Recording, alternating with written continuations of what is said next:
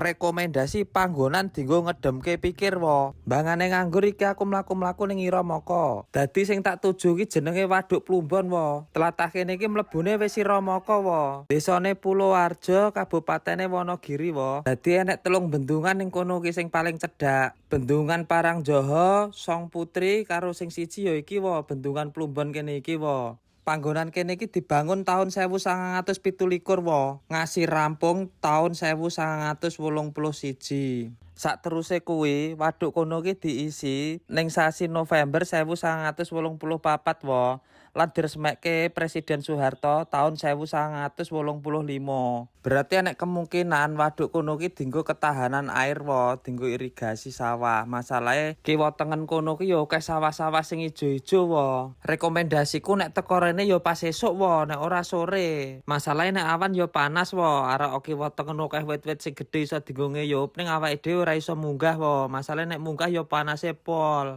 Aku tekan kene iki yo kisaran jam 8 wo. Aku bangane arek ngopo ning omah tola-tole lah aku yo gas mlaku rene wo. Lah iki sampean nek rene iso sak keluarga, iso wong loro gur karo pacare apa karo koncone wo. Arak sak batih rene ya ora apa-apa wo, anake cilik ya ora apa-apa. Masalahe kene umbaran cah cilik ya akeh wo, bapakane men mancing, mboke selfie, anake men peplayon ning nggon suket kuwi wo dijarke wae. Apa sing cah enom urung duwe pasangan ning kene iki ya ijik sepi wo, ora enek wong wing ning kene iki gur aku tok. Ning ya ora ngerti ya wo nek wayah prei, masalahe aku rene iki ya pas ora jam libur.